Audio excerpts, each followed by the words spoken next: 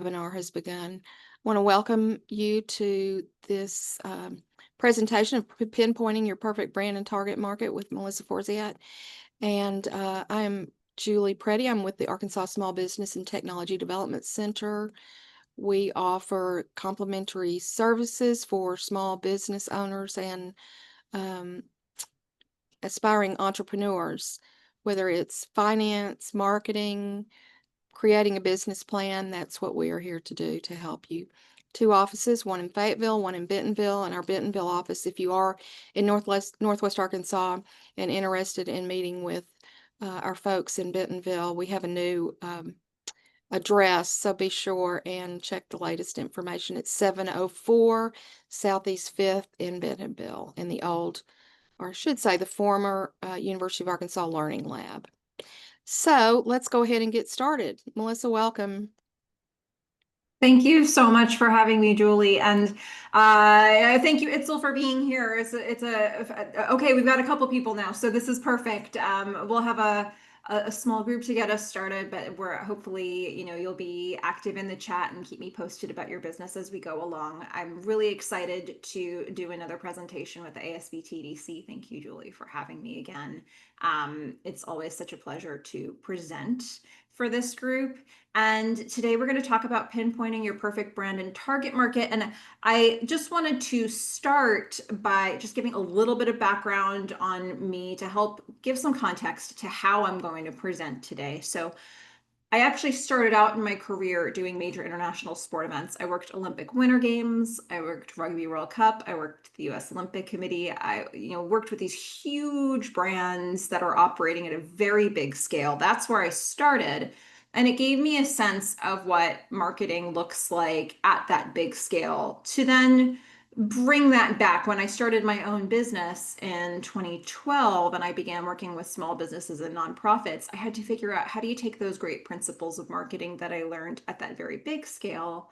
How do you make them work for businesses like maybe yours or mine that don't have anywhere near those resources? And so one of the reasons it's relevant is that when we talk about brand and target market, you think of an Olympic Games as one big thing, but for example, like when I worked the Vancouver Olympic Games, I found that they actually had multiple different target markets and completely different messages for each type of target market that they were reaching. And so, depending on where you were located and who you were, you would get a totally different message. For example, if you were Canadian, the Vancouver Games was saying, "This is our games." Whereas if you were outside of Canada, they would say, "We welcome the world." And that was very specific intentional language, and that would come across in all their marketing and how they spoke to their audiences. So by seeing that happen at a big scale, I was able to take that back and figure out, how does it work, again, for a business like yours or mine that doesn't have the same resources, but still has to pinpoint how to speak exactly to each audience to have an effect, the desired effect of getting those people to become customers or clients. So that's a little bit about my background. That's what I'm taking into this presentation. And we're going to have quite a lot of material that we cover today, about an hour and a half worth of material to expand on that idea, to give you more specifics and examples. And so before we get into that, a few quick housekeeping items. First of all, if you have any distractions happening on your end right now that you can minimize, this is a great time to do that. If you have the ringer on your phone, or if you have a messaging device on, this is a good time to shut that down, to silence that, so that you can really focus in, because the more you're able to focus in on your business as this material is going along, the more you're probably going to get from this presentation. Now, in addition to all of that, I have a lot of slides planned for you. And if you've ever seen a presentation with me, you know that my slide decks tend to be very often resources for later. And in addition to that, I have more resources that are loaded onto a web page on my website. And so I have a link to that that will make available to you. I believe Julia will also help distribute that as we go through. But just know that you'll have these resources to go back to after this. So if you feel like there's an area that you want to dig into a bit more, Do what you can to just focus in on what's being presented as we go, and then know that you'll be able to come back to it later. Lastly, in terms of questions, a couple ways to work this. First of all, there are questions that I have for those who are on with me live. And when I put questions slides up on the screen, I would love to get your thoughts for those who are on with me right now, to help me figure out how to steer this conversation and make sure it's most relevant to you. And there, if you have any questions for me, I do encourage you to save those towards the end. So I'll be looking for questions at the end of this after we've gotten through all of the material, because there's quite a few different ways that we're going to be approaching this topic today. Now, sort of one basic premise that I wanted to start with here before we really jump into this content is that you have more target markets than you think you do. And if you acknowledge that, a lot of times I'll be talking about marketing and people will raise their hand and tell me, yeah, but I think I've got more than one audience. And actually, that's the default. That's what most of us have as a situation. And so the way that I'm presenting today assumes that you have more than one target market, maybe quite a lot more than you think you do. And the question is, how do you manage that? How do you handle that? What do you do about it? And what's the most effective way to approach all those different audiences that you may be speaking to? So, with that in mind, here's how we'll break this down today. I have this presentation separated into 4 different sections. First of all, we're going to look at the foundation of your marketing, which is an overview and sort of an introduction to both target markets and brand. And then we're going to go back and forth between those concepts. So we're going to start by asking questions about who are your target markets? How do you define who those people are? I'm going to give you a couple ways that you could potentially do that. Then we're going to switch. We're going to talk about having a brand that speaks to your target market. And then lastly, we're going to look at what actually motivates your buyer. So that's going to it's going to take what we've been talking about, but add some psychological principles to it that may be an escalation of what you've already been doing. So this presentation will get more and more specific as we go along. We'll start with some general principles and then go to more nuanced psychological techniques. All right, so if that all sounds good to you, you're in the right place. Let's talk about pinpointing your perfect brand and target market. So the first thing I actually wanted to do, if you're on with me live, what I would love to know, if you'd be so kind to share this information, I'd love to know how you describe where you are in your business right now. It'll really help me to steer how we talk about all of this material in real time right now. If you're watching this back, anytime I put a question up on screen, feel free to just think about it. But if you're on with me live, feel free to put your answer in the chat here so I can see it. How would you describe where you are in your business right now? And that could be, I put some categories here: new to business, settled in business, whatever that might mean to you, rebranding. So maybe you've been around for a while, but you're working on changing things up. Or maybe you've been in business for a while, but you're launching something new. So it's forcing you to think about audiences and brand in a different way. And so, okay, it's still jumping in, launching something new. Okay, great. It's interesting how that actually makes you completely revisit what you've been doing for a while. It's like, oh, okay, I've got this patented way of marketing to the people that I'm trying to market to, but is that going to serve the new thing that I'm going to be launching? And you're saying a bit of rebranding, as we didn't think about too much about it the first time around. Totally fair. A lot of people don't even know how to approach it in the beginning. Raghav is saying new to business. So hopefully this is a great time to jump onto a webinar like this. And I hope this is going to help you get some really serious fundamentals in place for how you want to approach your marketing, is that you can hopefully not learn the hard way.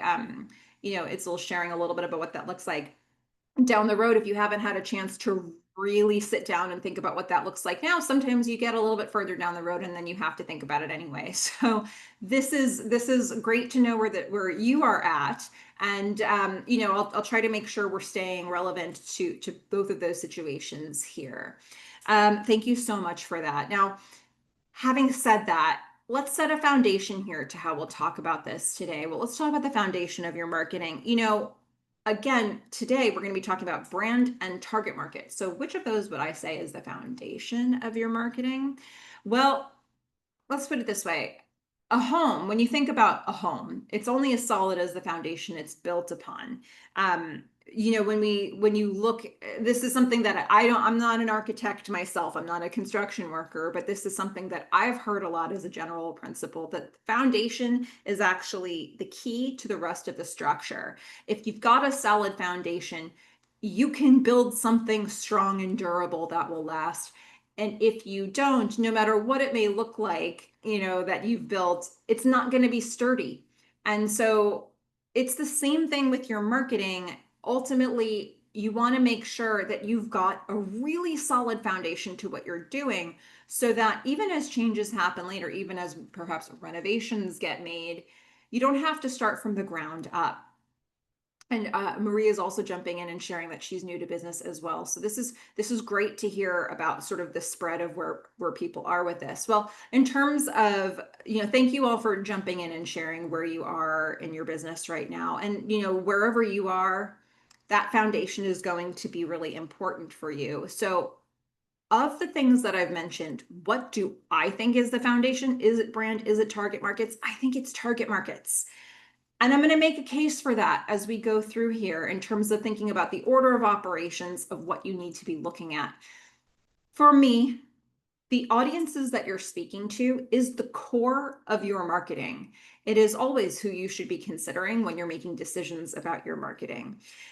And because I'm going to say target markets a ton as we go through this today, let me put a quick definition to that for all of us to work from. So your target markets are the people who are most likely to be interested in your product, your service, your program, your idea, whatever it is you are selling. These are the people who would be likely to buy it.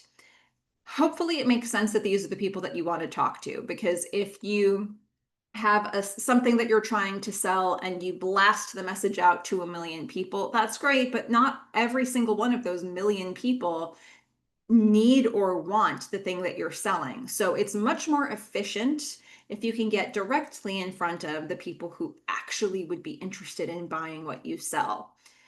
Maybe today, maybe a year from now, or maybe even there are people who would refer you to other people who would be interested. But you want to get in front of those people, because the more you can pinpoint those people, the more efficient you'll be with your resources as you market. And that does tend to be important, especially for small businesses when you're marketing. If you've got huge budget, you're a big company, maybe they're willing to spread a little thinner and reach a wider audience.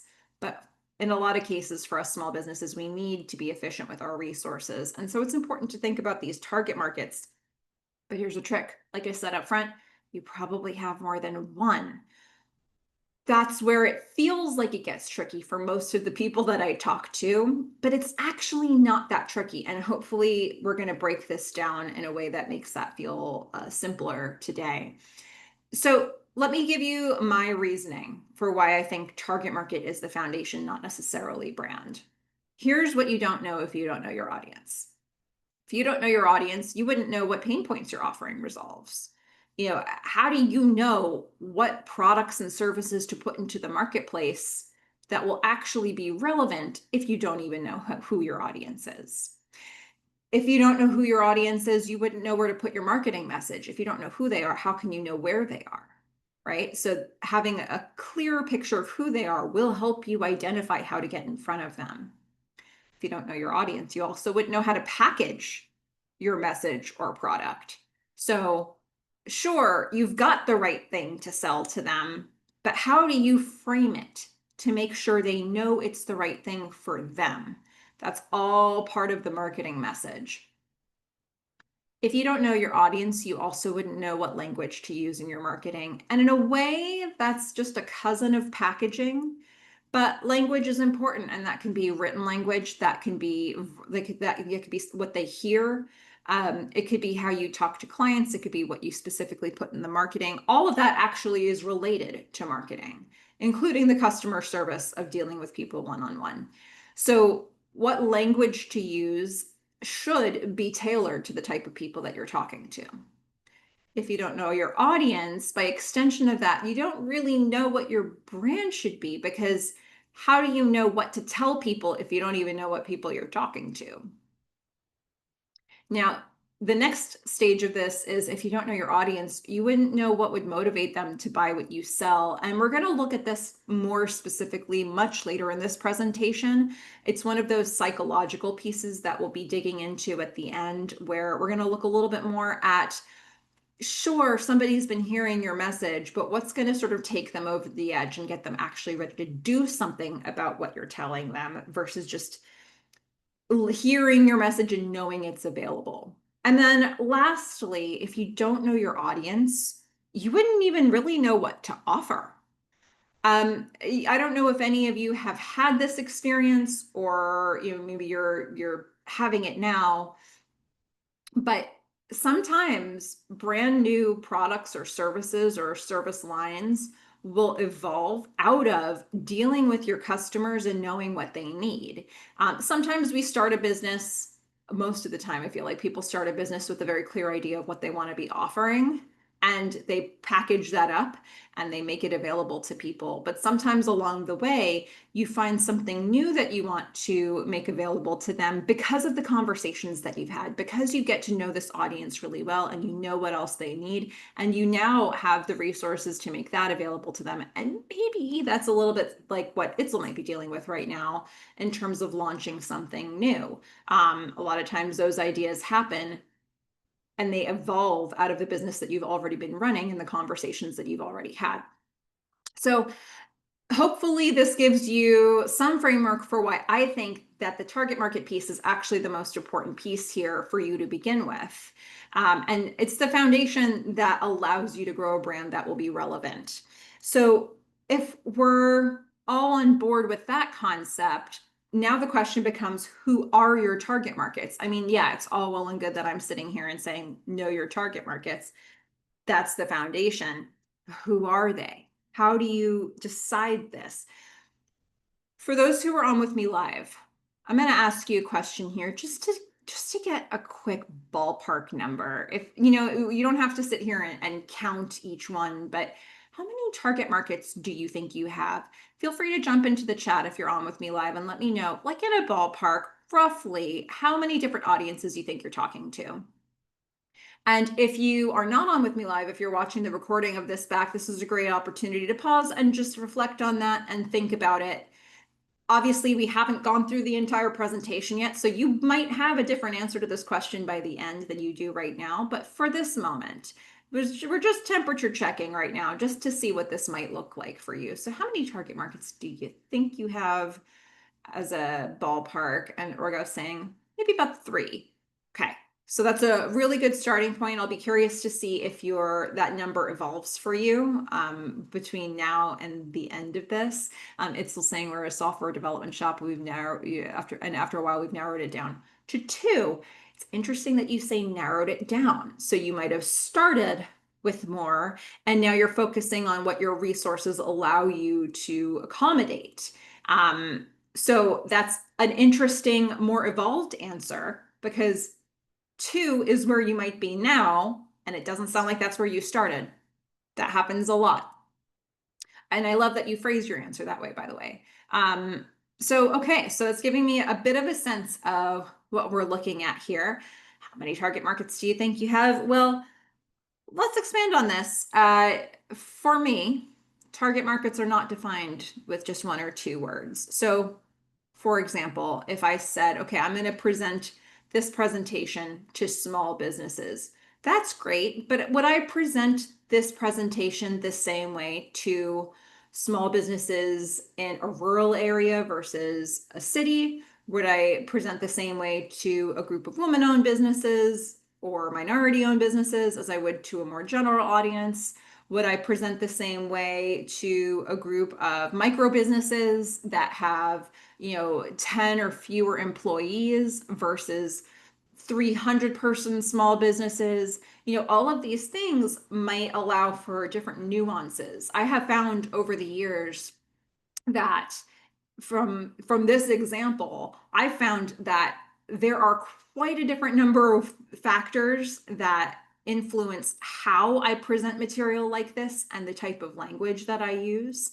And I always find it interesting when I put myself in new situations where I realize, ooh, there's something different about how I need to talk about this here. So this is something that even for me, even when I'm presenting about small business marketing, it's not one size fits all. And that is for something that even may feel like it could be. For your business, you may find that there are quite a lot of nuances that you can speak to in your marketing. And this is something that we actually really want to look at. So if you were just to say, who is your audience, and you were to give me one or two words, you might find that's not enough information for you to be most effective when you market to them. Now, how do you start defining how to get more specific with them? There's a couple different approaches that we can look at here. The first one is really tackling those questions head on. A second way we're going to look at it is in the next section, where we look at it through the lens of your brand. But first, let's look at this one. So I'm going to give you some questions to answer for each target market.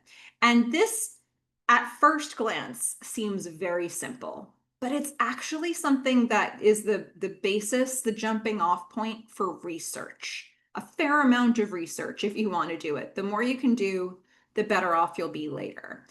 Questions to answer. So the exercise that I would propose to you, especially if you're brand new to what you're doing, is to get separate pieces of paper and put a different target market on each, or different rows of a spreadsheet where you can start defining information. Or if you're a visual person, create a different avatar for each audience that you're trying to speak to and start finding a way to build that out. Whatever you can do that works for you to keep these completely separate from each other, that's the way to go when you're doing this exercise.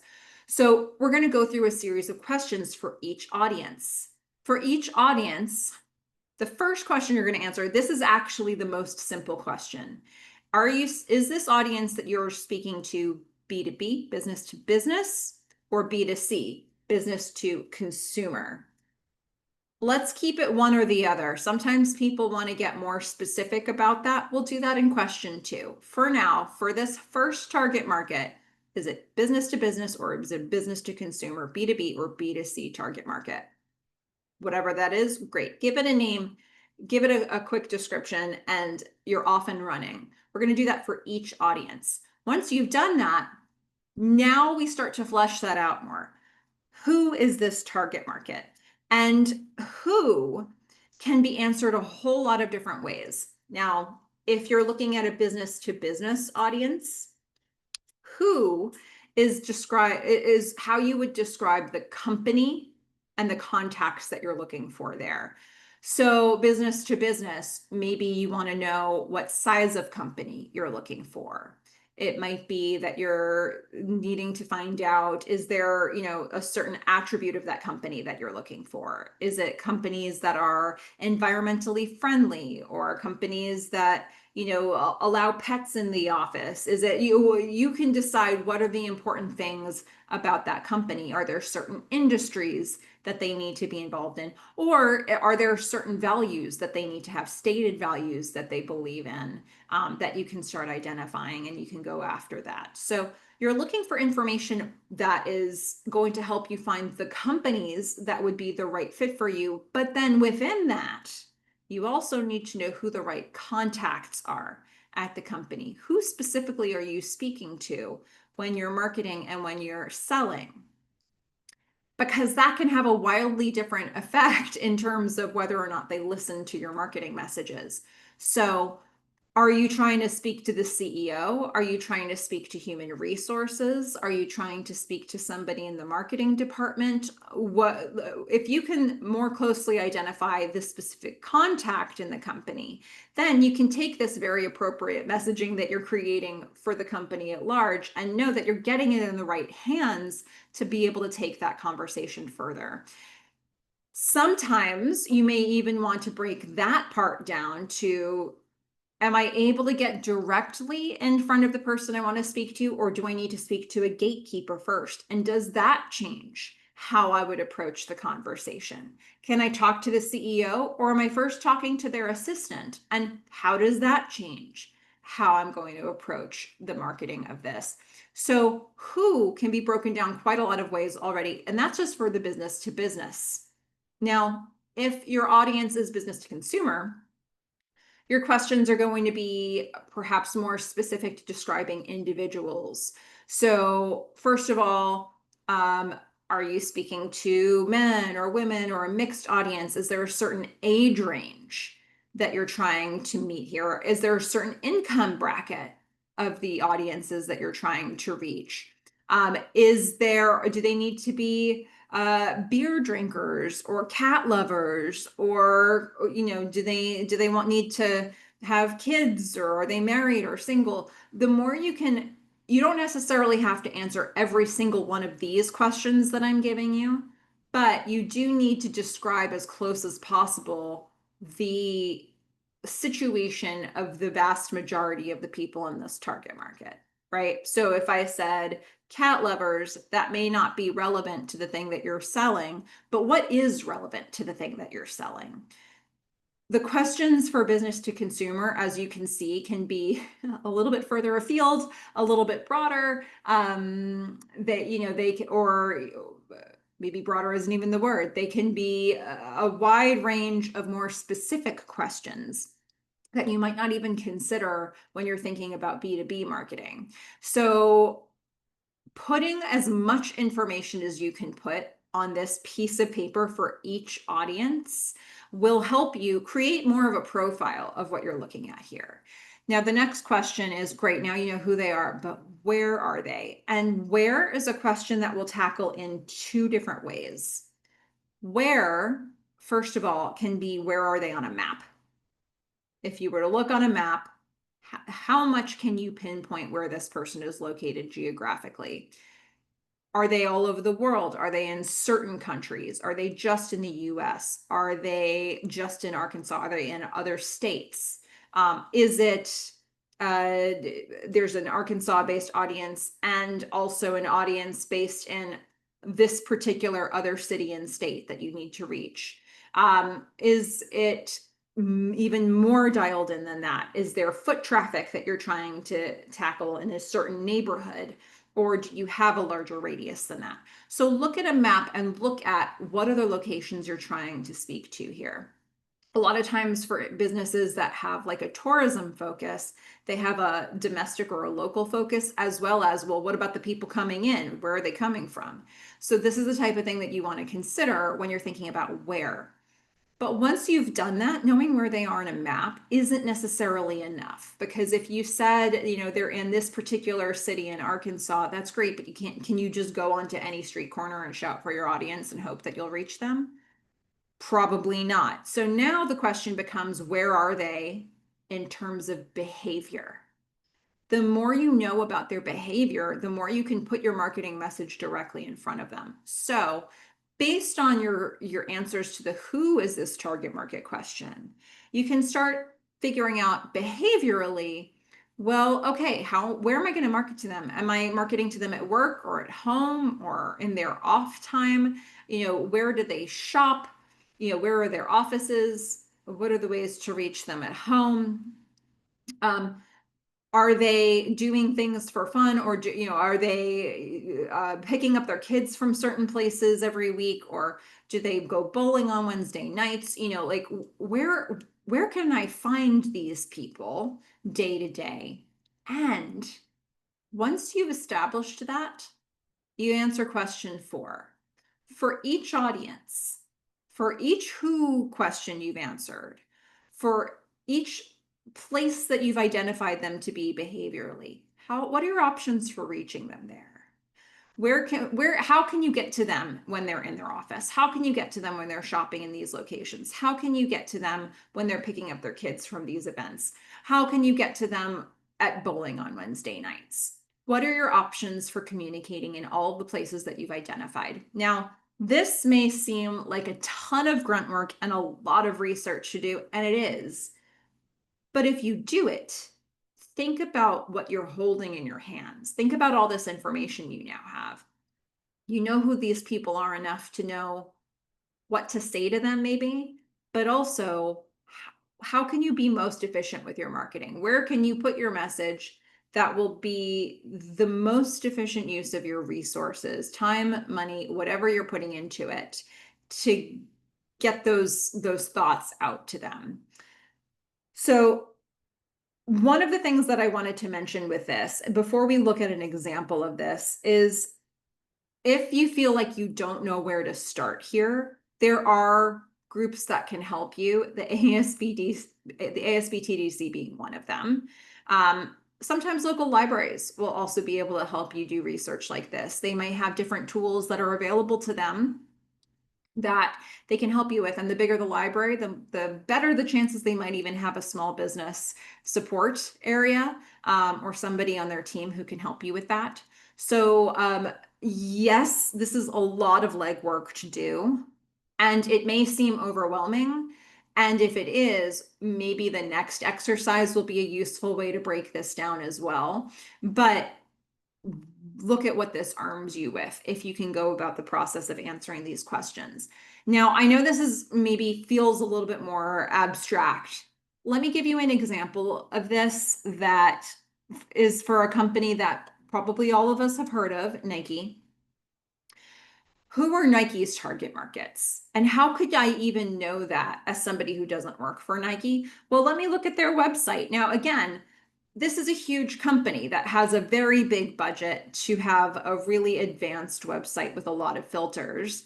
And we don't all have those resources. But because this company is really big and does have a big budget, I can see their filters. And so that I'm going to look at that to try to analyze who I think their audiences are as a way for all of us to learn from that.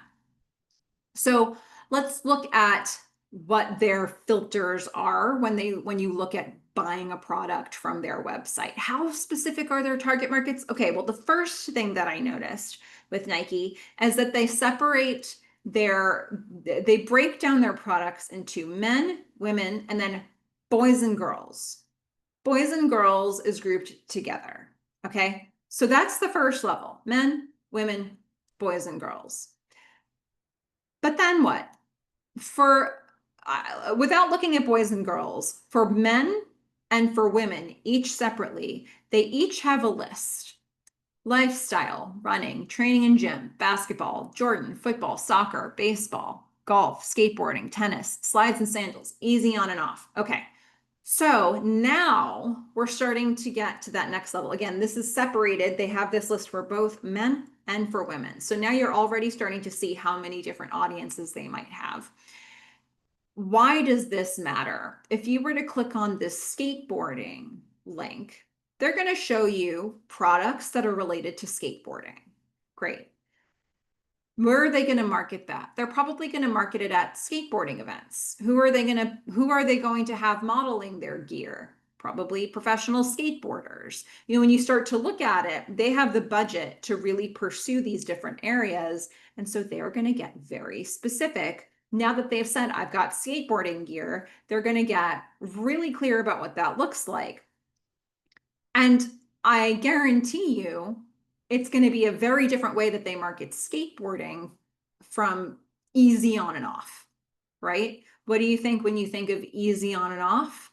What type of people do you think might be interested in easy on and off gear, shoes, whatever? I'm thinking age might be a factor there. I'm thinking convenience might be a factor there. There might be certain populations that come to your mind, not even having done any research on this. We can maybe imagine what some of this looks like. Are you going to be using the same models for easy on and off as you would for skateboarding? Where are you going to put these advertisements for somebody who wants easy on and off? You can already, the marketing starts to write itself. You know, basketball, it's pretty clear where you need to get that message. You know, you're going to be marketing, you're going to be advertising at kids games, at all different levels of basketball league games and events. College, do you want to specifically focus on college? If so, are you going to be able to get people who are known in college basketball versus professional basketball. There's just this whole range. And we can already see just by looking at their filters that they probably need to have a very different approach for all of these different groupings. And then it gets even more specific. They have more filters beyond the ones that I just mentioned. They have filters like price and color and technology and feel and surface and brand and size. Some of these may indicate other target markets as well. Maybe not all of them, but something like size, for example. If you need a really large size or a really small size, that actually might like group you into a totally different category. Price is often a really big factor for a lot of our businesses. Do you have a high value offering? Do you have a low value offering? Do you have something in the middle? What are people looking for? Technology, some people are, I think some people in life, some humans I know, are always more interested in things that are further along technologically. They're always looking for something that's more advanced, that's the latest model, and some people don't care about that. So technology is something that some customers will focus on more than others. But any one of these things could potentially signal another target market. When you start to do the math on this, it's kind of a lot. Nike has the budget to pursue all those different audiences. You and I might not. And that's where you start to get into the questions that maybe Itzel has been asking. I'm sorry if I'm pronouncing your name wrong, but to say we started with more, we've narrowed it down to 2 target markets tells me, okay, there's all these different groupings of people that I could potentially market to and serve. But thinking realistically about what my business can accommodate, the resources that we have, the team that we've got to implement it, here's the number that we actually can focus on. I think it's helpful to have a full listing for yourself to start with, to do the exercise of knowing all the different audiences you can reach, and then deciding what you have the bandwidth to accommodate. Because at any point in the future, you might be able to expand, and it helps to be able to go back to that original list you came up with and say, well, what would be the next market that I would break into logically? So when we think about this Nike example, yeah, they make shoes for everyone.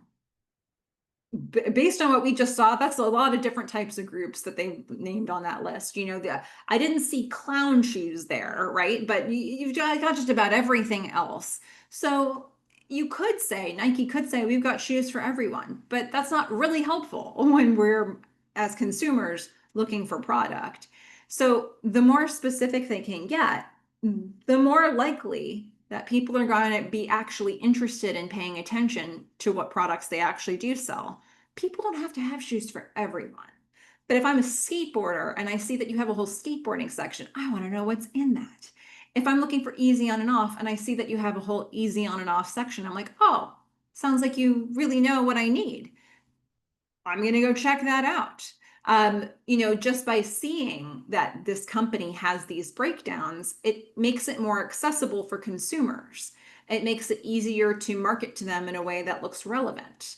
If I am just looking at this, if I'm a golfer and I see a company marketing shoes to me, that's great. But if I see them marketing golf shoes, golf apparel, if I see that they're using golfers to show that to me, if I'm seeing them market it at golf tournaments, I'm much more likely to pay attention to it.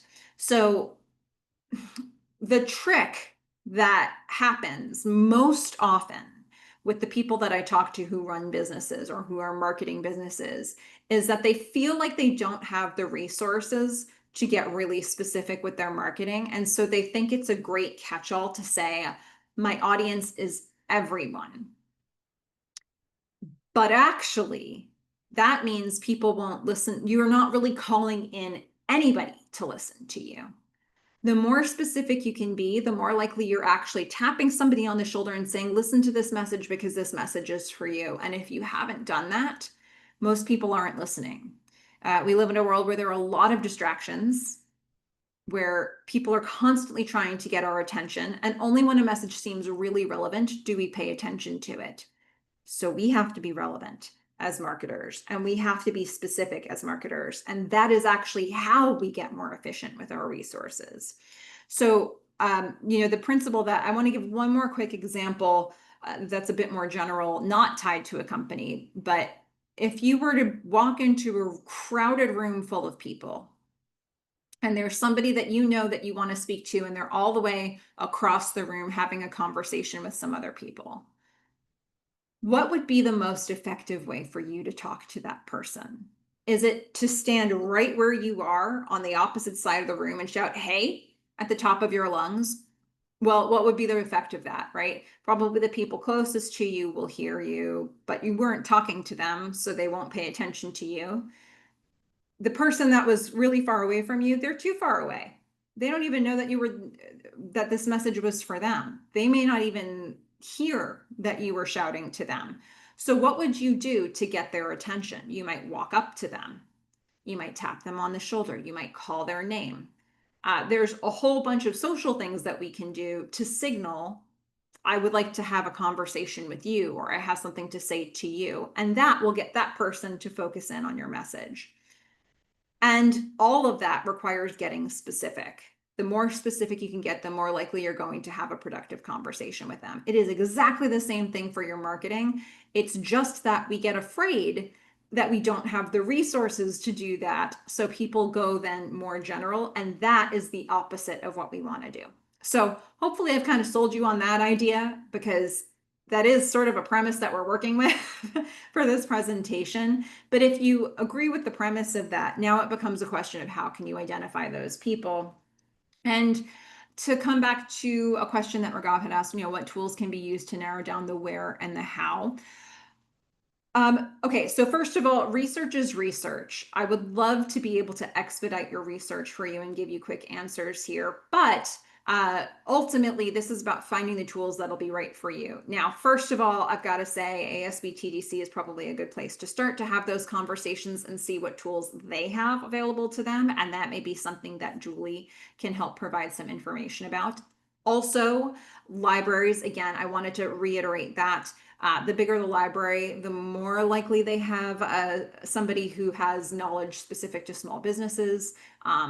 And different libraries may have different resources, databases, programs that they use to be able to help you do the research if you don't have things like that.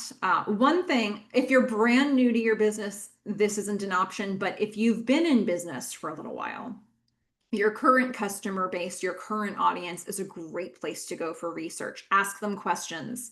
They're the people who have been believing in your business along the way. So don't forget about the people you're already talking to as you do your research. They may be most invested and really proud to help you get answers to the questions that you need. Sometimes people will incentivize them to give those answers. It just depends on what you need from them and how time consuming that would be for them. If you don't have an existing audience already, or audiences already, maybe try checking out, go to social media. There's so much information out there publicly. Look for other companies that are doing things like what you're doing. Look for the people who are following them. What else are they following? How can you start creating avatars out of real life people who are following companies or people that are similar to the profile that you're trying to create? What other companies are those companies following? If you're looking B2B, that may be something to look at as well. What companies are they affiliating with? Are they partnering with? You can start creating information from what you're seeing publicly as well. And we live in a day and age where there's actually quite a lot of that information to find. So go down some rabbit holes and look for where you can start to see trends and patterns. Again, this stuff takes time, but when you've done this research, once you go to start marketing, you're probably going to be way more effective when you market. And that will be its own reward.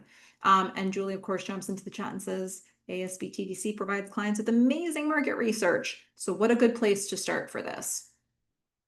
But these are the types of questions we want to ask, that we want to answer. And now the question becomes, what do you do about that? Okay, now you know who you're trying to reach. What do you say to them?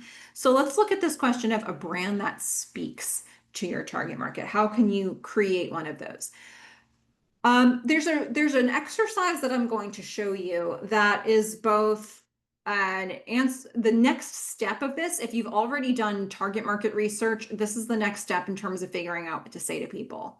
But for those of you who felt totally overwhelmed by just coming at the target market question with all of those lists of questions that I provided earlier, this may be a sideways angle to start answering some of those target market questions. We're going to look at a brand statement exercise.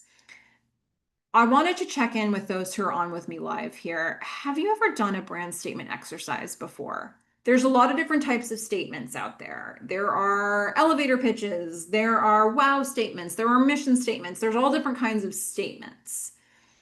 Have you ever heard of a brand statement? Have you ever done an exercise like this before? I'm curious if you're on with me live, if this is something that's new to you or if it's something that you're familiar with, because that'll also help frame how I talk about this as we go through.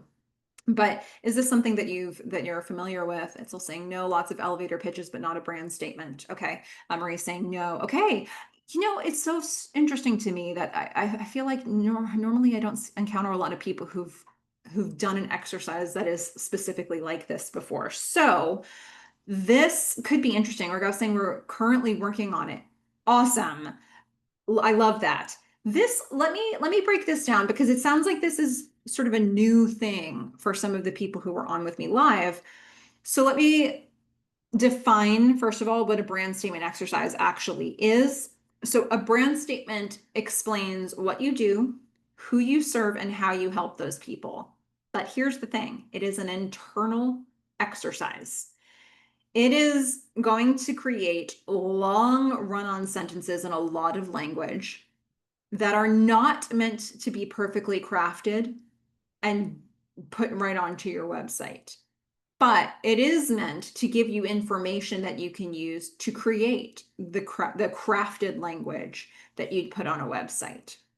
So again, it does all of these things. It explains what you do, who you serve, and how you help those people, but it does it just for you. And then you can take that information and you can make it more refined and decide, well, how many different audiences do I actually want to speak to? You can use this as a brainstorming tool, and use it as a way to help figure out the edges and how many different audiences you're actually going to serve.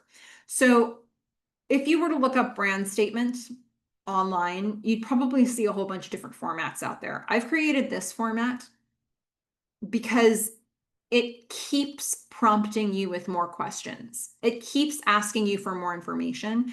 And that is the part that gets challenging for people, but it's where the most interesting information comes from. So here's what the brand statement format looks like that I wanted to share with you.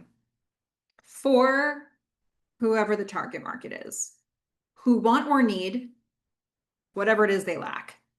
My company provides whatever your product or service is that benefits them by whatever the primary benefit is. So they can, whatever the positive outcome of that is. And let's assume that the primary benefit and the positive outcome are two different things. A lot of times people will have almost the same language for those last two sections. I want you to push yourself to say something new about why it matters. Like with a little kid when they say why, and you find yourself getting more and more specific as you go. That's kind of what's happening in this brand statement exercise. The result of this is going to be a horrifically long run-on sentence, but it gives you a lot of information to pull from. Before I give you kind of the typical result of it, I want to give you a couple of examples of it because my hope is that if you've never done an exercise like this might prompt you to try it.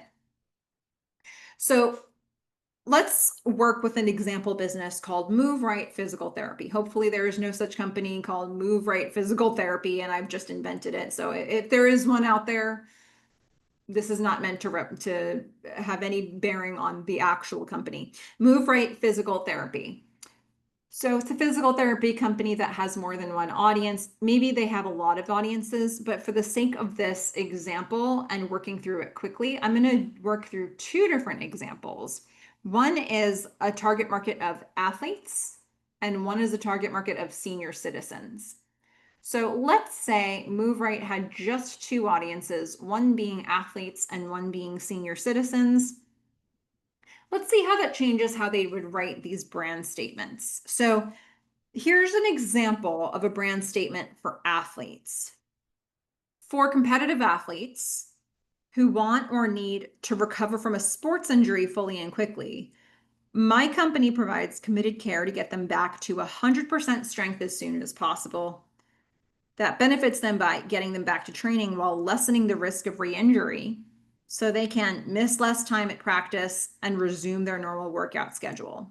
Now, by getting really specific here and saying athletes, the way we write this brand statement can now have language that's targeted to those athletes. First of all, we said competitive athletes.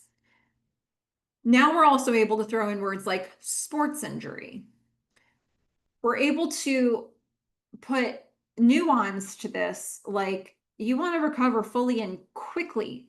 Recovering quickly is a really big deal for an athlete. They don't want to get re-injured, but they don't want to miss a single day. So every day that they miss is a threat to them. It could be a day of practice, it could be a meet or a competition, but all of that is a problem for them. They want to get back out there as quickly as possible. So you will see that this brand statement has a lot of sort of speed behind it. But we also say lessening the risk of re-injury, not missing time at practice. You know, these are the types of terms that are going to matter to an athlete. Whereas if you look at senior citizens, let's think about how different this seems to be worded.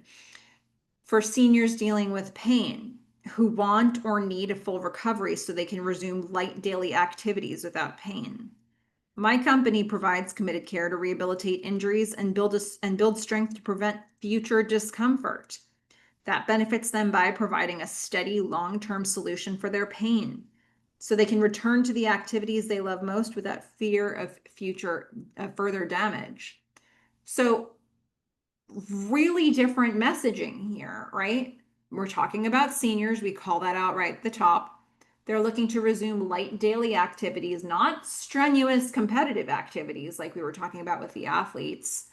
We're talking about preventing future injury. We're talking about long-term steady solutions. This is not the language that you would use for a competitive athlete. You know, it's interesting, like when you think about a physical therapy company or practice, I should say, when somebody has an injury to a body part, there are certain things you do. There is a certain protocol that you follow for how you help them recover, for the things, for the steps that you take, for the exercises that you give them. Those exercises are pretty much the same across the board. And yet, even though what they're selling is actually the same thing, it sounds like it's completely different for these two audiences that we've described. It sounds like they're doing something different for the athletes than what they're doing for the seniors, just because the way they're talking about it is different. But they're much more likely to call in the audience that they want by talking to them more specifically this way. Now, you know, if you've been following along in this presentation, you'd probably know that even this has not been specific enough. Like if we think about that athletes example, how would it change if you're talking to a swimmer versus a skier versus a wrestler? You know, already that starts to change language that you can use. You can get more specific. It starts to tell you where to put these messages, where they need to be to market their business. All of that, you know, what examples of previous clients can you give that will pay, that, you know, the audience you're trying to reach will actually pay attention to? You know, senior citizens, who do they need to see in the waiting room for them to believe that you can help them? So these are all different considerations to make here. You could get even more specific with these different things. Maybe you want to focus in on a certain type of injury that any of these groups have had. You know, if you're looking at the athletes, skiers are probably going to be dealing with a lot of knee injuries, whereas they're maybe less likely to see that with maybe swimming. So what are you actually dealing with these groups? And the more you start looking at this, the more you realize, oh, you can get really specific with this language and it's going to call in the people that you want. But at the end of the day, Move Right Physical Therapy does basically exactly the same thing for each of these audiences. It doesn't change how they would treat a human. It just changes how you talk to them. So one of the things that you'll notice here is, again, I promised you long run-on sentences that were uncomfortably situated, and I have delivered. But the idea is, again, you're not going to lift this statement and put it straight onto your website. It's an internal exercise for you to do so that you can brainstorm the language that you would use to talk about them. Now, one of the things that I mentioned about this exercise is you can do this after you've done target market research. So you can know exactly what target markets you need to create a brand statement for, and you can approach that head on. Or for some people, they do those things sort of side by side. They'll start thinking about their target markets, they'll start creating brand statements. And I find that when that happens, what tends to happen when people are doing brand statements is they'll start throwing in language that may signal other target markets. So I'll go through a brand statement. I'll say, oh, that's interesting that you mentioned this word, but is that important to this audience or is that important to some other audience? And I'll go, oh, no, that's another audience. And so doing this exercise second or first may feel like it's like opening up a can of worms where you're like, how many audiences do I have? Again, I actually think it's really helpful to know the limits, the edges. How many are you really dealing with? How many can you deal with? And then ask yourself, how many do I have the resource to deal with? So, I can create brand statements for all these different groups. And then at the end of the day, I have the budget, the time, the manpower, the human resources to accommodate these three audiences. Great. Now you know how you could expand later should the opportunity arise, but here's where you're going to start. So there's a couple different ways to start approaching this, but brand statement and that list of questions for your target market are two different angles, and see what works for you as you go through coming up with this.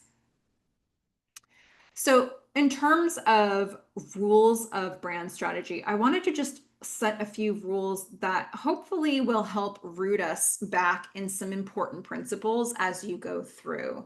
Because I'm throwing a lot of exercises at you, and this could be overwhelming.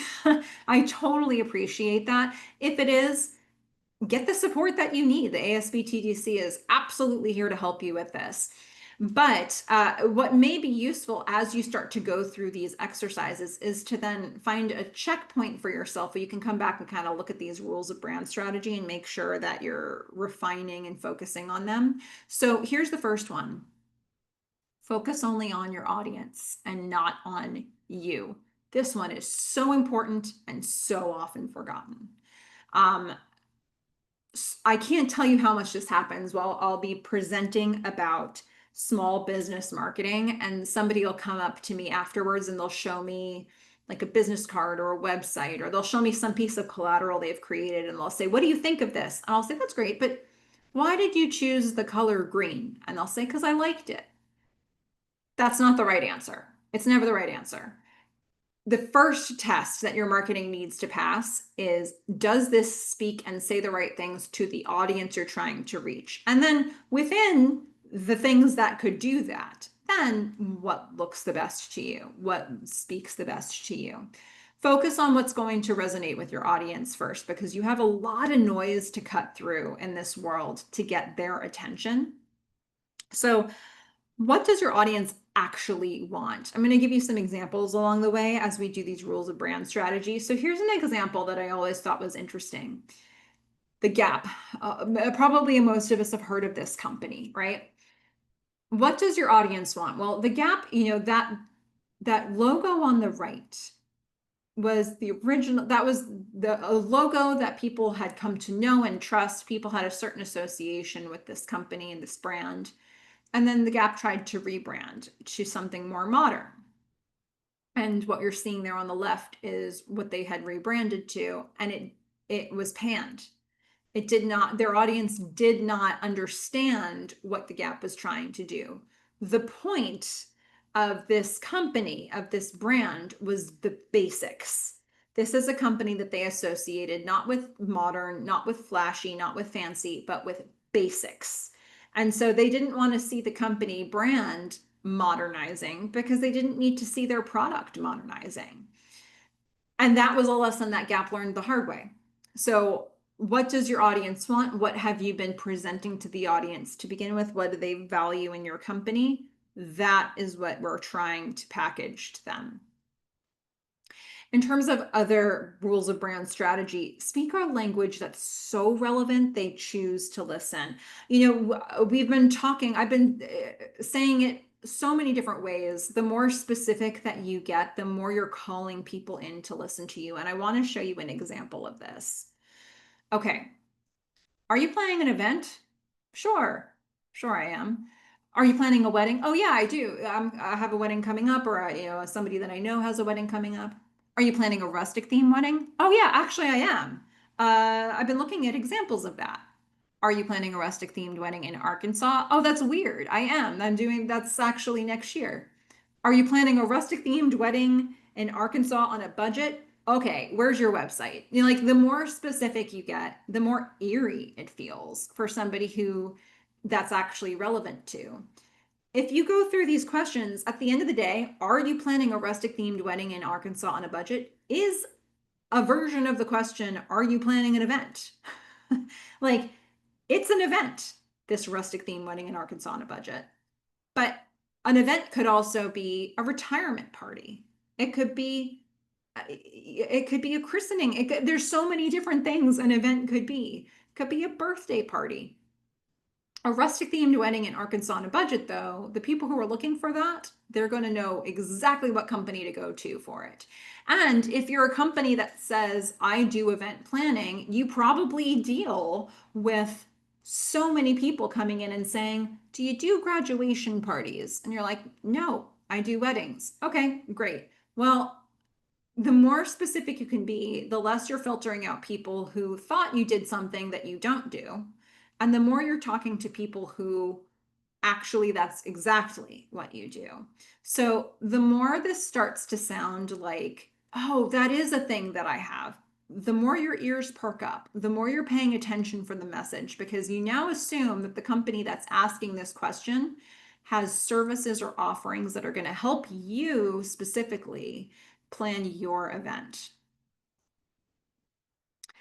Now, in terms of another rule of brand strategy, focus on one audience at a time. Look, a lot of us have multiple audiences. Most companies do, most businesses do, or could, but they don't have to know about each other.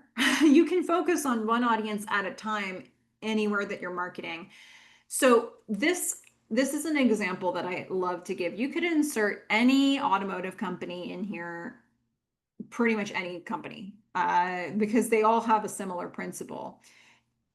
A company like Toyota, they've got an overarching brand, but they've got different models of vehicle that are different for different audiences. So you look at this example where we've got the Sienna and the Tundra and the Prius, and each of these are right for a different type of consumer, which means they're going to be marketing these in different places.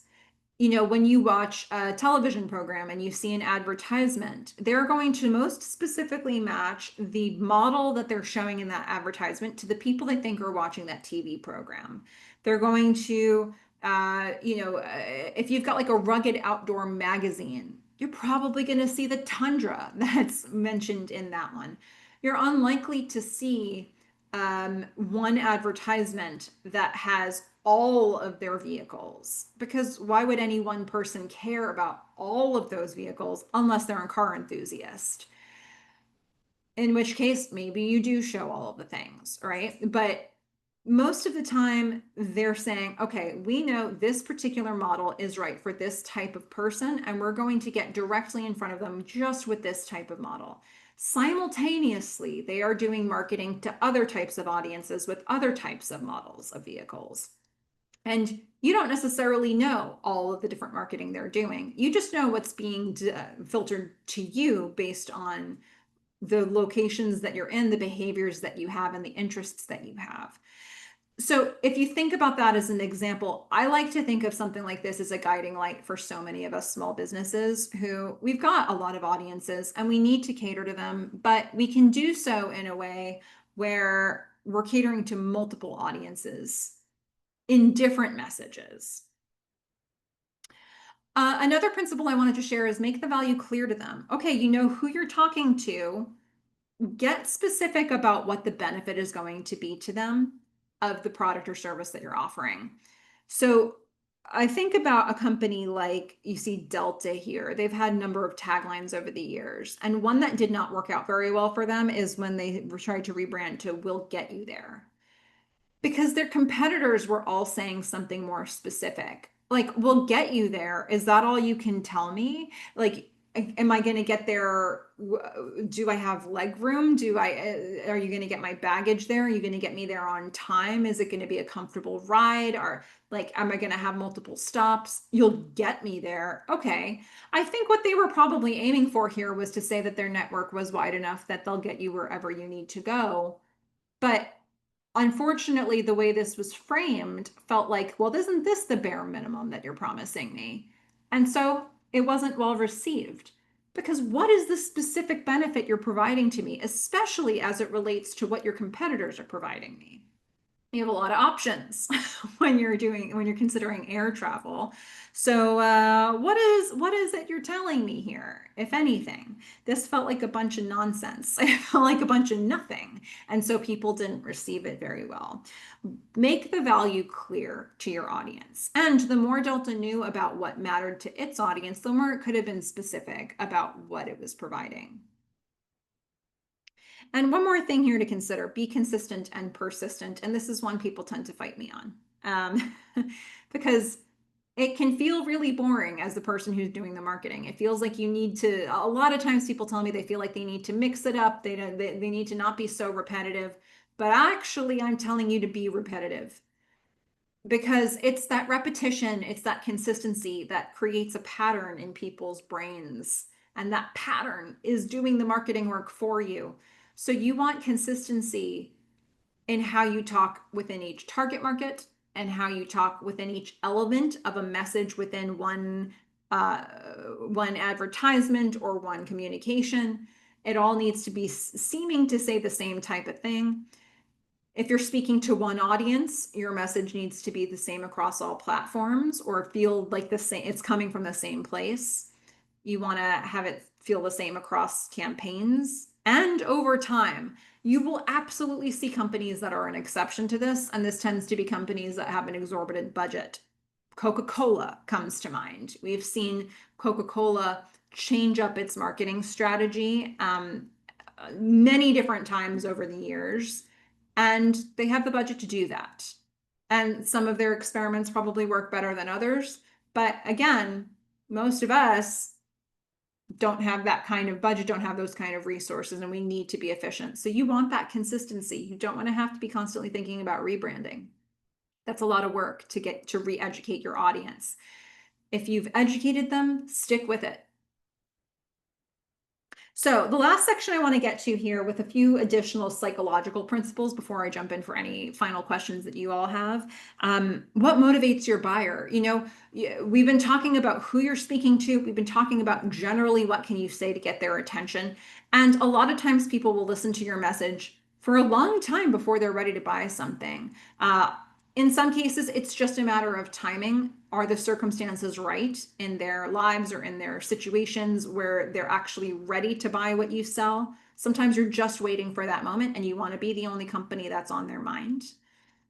But sometimes there are things that you can tap into that will help speed along the process. So the question is, what factors actually go into your target market's buying decisions, and how can you appeal to those in the process? So one thing I wanted to look at here is this idea of buyer motivation. And this chart will actually show you 7 different options that you may be playing with. Profit or gain, preventing loss, having a sense of belonging, affiliating with a particular cause, avoiding pain, pride or prestige, and comfort or pleasure. Those are 7 different categories that people tend to fall into. You might be able to find other examples that may be relevant to you, but here's this, gives you a really good smattering to choose from. So when you think about business to business, if your audience is business to business, they tend to be more economically driven. So you may be looking at profit or gain, prevention of loss. Sometimes you're looking at cause affiliation. And with that, it's interesting because they have an audience that they're trying to reach, and that may connect with a certain cause. So if you can do the same thing, it may speak to their value system. So you won't necessarily see a B2B audience pulling from the whole list of these motivations. It does tend to filter into one of those more economically driven areas. But business to consumer audiences can be any combination of these. And I think where it gets really interesting is if you get sort of more than one. So, for example, like if somebody is looking for pride or prestige, but they're also looking for preventing loss, that's sort of interesting, right? Because pride or prestige often comes at a price, but preventing loss, ooh, okay, so how would I speak to an audience that values both of those things? And you get to think about the nuances of how you would approach an audience like that.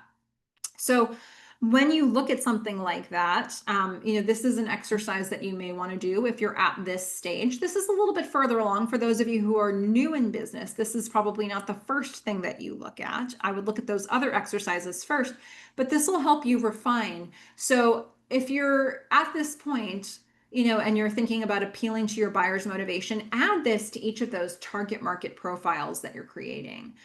For this audience, what problem do you solve? Great. Well, what's the buyer motivation going to be that really helps push them over the edge? Also, worth asking, should I appeal emotionally to this audience? Yes or no?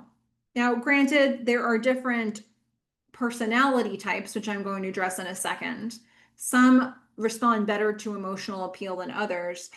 But do you think, by and large, appealing to emotion is going to be useful for your audience? If they're more economically driven, maybe not. If they are focused more on the emotional side of things, great. Well, which? What should you be tapping into, fear or security? Should you be tapping into the negative or the positive side of the emotion, what they're missing or what they want?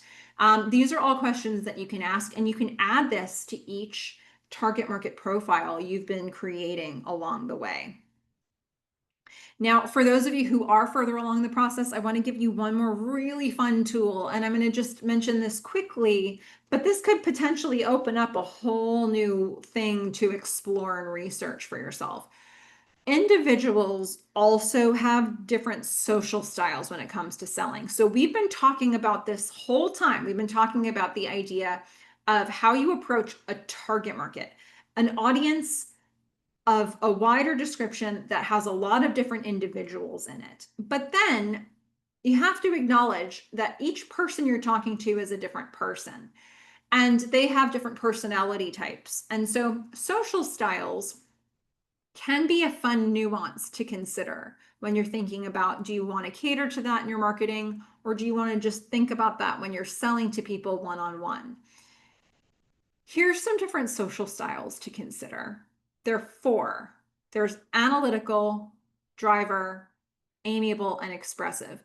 The analytical type is data-driven, process-oriented, organized, controlled. You give them information, and you give them time with it, and they're going to come back with an answer. You don't necessarily push them. You give them time to go through their process and make their choice. That's the opposite of the bottom right, the expressive. They are more emotionally driven buyers. They're going to be more impulsive. They're going to be big picture thinkers, not necessarily little detail thinkers. So you would approach them very differently than the analytical. Driver, they're competitive. They want to win. They want to win. They want to be better than they were yesterday. They want to beat their competitors. They might want to beat you as the seller. So drivers have a spirit of competition, a fear of missing out. They're going to make quicker decisions. Usually they tend to be results oriented. And that's going to be pretty different from the amiable, who they want to make friends in the buying process. They want, if they made a friend in you as the seller, that would be a good day for them. They're looking for a supportive, they're conflict averse, they want cooperation. That's the environment that they want in conversation with you and your company. So you would approach these different social styles in different ways. Now, what's really interesting is when you think about your target market, are there attributes here that you think are true of the whole target market that you can start catering to in your language? Are there attributes that you want to steer away from? Is your target market made up of all of these different social styles, but you would much rather work with an expressive or an amiable or an analytical or a driver? You can start leaning into that or leaning away in your marketing and how you talk to people. So this could be something that you choose to add in to your big picture marketing, or you could try to mix it up and have a little bit of something for everybody in your marketing. And then when you get into one-on-one conversations, you can try to dial into these social styles and think, how do I talk to this person specifically? This is a whole area that you can explore that I'm still considering this and how I talk to people day to day. This opens up really a wealth of information, but this could be something that you filter into your target market information and how you market to people at large. With something like that, it helps to know what social style you think you are. So if you're on with me live, I'm curious, as sort of one final question to you before we wrap up, before you think about which personality types you're marketing to, which personality type do you think you most identify with on that list? The analytical, the driver, the amiable, or the expressive? The analytical being very detail oriented, driver being competitive, amiable wanting to make a friend, expressive being very big picture thinkers and emotionally driven buyers. If you can identify which social style you are, chances are your marketing is more like that to begin with. And that might already be the lens that you're filtering through. Or go saying analytical and driver. Okay, so chances are that would be your default way of marketing to people. I'm also very analytical. So in fact, that's how this entire presentation has been. So, think about what that might mean for how you're presenting to people, and is that what you want to be giving off? Something to consider. But this is a factor that can add in to your target market profile if you want to. At the end of the day, all of this said, I want to make sure that we save a little time for questions here. I know I've been throwing a lot of information at you. So the summary of this is, first of all, focus on your target markets. And later on, you can tailor your selling to those different social styles. For some of you, you may already be at that point, but when it all comes down to it, with a solid foundation of your audience and your brand, you can turn your marketing into sales. And I know that what I've been presenting today, there's been a lot of information thrown at you, a lot of different exercises you can do. Hopefully everybody here has seen at least one exercise that they think would be helpful to where they are or how they think right now. And if you do this work, I'm hoping you can see what the benefit of that would be for you, because you'll have a much clearer picture of how to talk to your audiences, who they are, and what to say to them. And ideally, where even to put those messages. So, this hopefully gives you a bunch of different ways to do that. This is a great time to start putting your questions into the chat if you have any that you wanted to address. And here are some of the things that we talked about to help you remember questions that you might have had along the way. So we looked a little bit at the foundation of your marketing, which is target markets, as I said, not brand, but brand is going to then build off of those target markets. We looked at who are your target markets and some of those questions that you can ask to create the profiles for those audiences. We then talked about a brand statement that speaks to your target market, looking at that brand statement exercise and approaching it head on that way. And then we added in a couple psychological principles with what motivates your buyer that can help expand on some of the things that you've been learning and get a little bit more specific with each one. Um, there is a web page that I've created with additional resources, including this slide deck, but I also threw a couple of exercises in there that may be helpful. How to research where your target markets are is a little bit more information that may help you with that. Again, the ASB TDC is going to be a great resource to start with on that. And then I also have one on how to craft your brand statement that you can use, that you can work with that format to create the brand statements for your business. I also got a bunch of additional free blogs that I loaded in there that are specific to the material that we covered today. And Julie as well is working on the recording of this. If you want to watch this presentation back, if you feel like you need this material to be a little bit more alive and hear what I said about it, you can go back and hear that recording. So I'm throwing in that link. For that top link is the landing page on my website that you can look at. I'll try to get that in the chat as well. And Julie has also put in the chat the ASB TDC website, which is a great next step for anybody who needs that. But I do, before we take any questions here, I wanted to throw this back over to Julie to see if she had anything she wanted to add. Sure, thanks, Melissa. I will be sending via email the link that Melissa just spoke about, and also a couple of other links that may be of help to you. You will receive a survey with just a few questions in 3 days. And if you will just take a minute and complete that for us, it really helps us in planning programming. And so I hope you've I know you've gained a lot of insight today, and anyway, it's very helpful to us to be able to know exactly what you need, what challenges you're facing, and how we might help you. If you have any questions, go ahead and put them in the chat before we close and get some expert answers from Melissa. I'd certainly love to take those questions, but also if I've stunned you with too much information, that's okay too, because I know it takes a lot of time to think about this. But I would have a question for anybody who's on with us live of the material that you've heard today. What feels like the next step for you? What feels like the exercise or the part of this that is the next thing for you to tackle with where you are? I know some of you are new to business.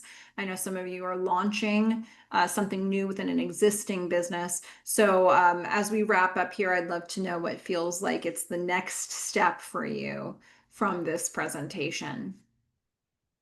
And I appreciate that everybody took so much time today to think about their marketing, because this will only serve you as you continue to market your business.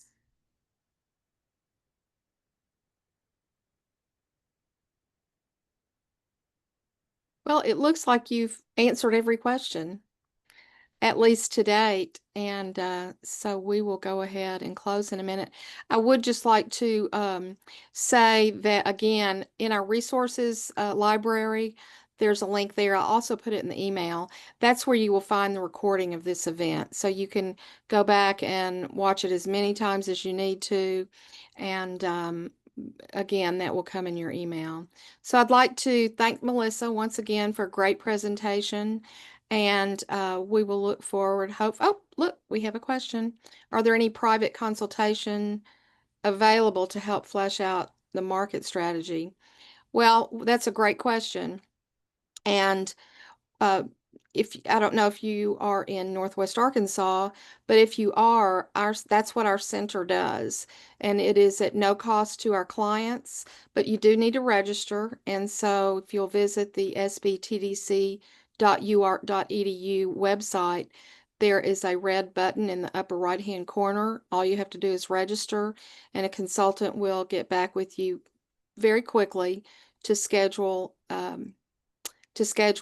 A meeting. And like I said early on, we offer expertise in consultation for financial matters, building a basic business plan, helping with developing a loan package that can be taken to the bank, And then for, any additional resources that you might need. So yeah, feel free, please, to reach out to us. We'd love to help you. And we have some really stellar consultants who can help you along the way, whether you're just starting out or are growing your business. Oh, also, one other thing. If you're not in Northwest Arkansas, but are in the state of Arkansas, you can contact the lead center in Little Rock, and they are asbtdc.org, and they can point you to the correct consultant in whichever region you live in. There are several different counties across the state where we have centers, and they can help you. But we are solely consulting with residents and business owners and aspiring business owners in Northwest Arkansas.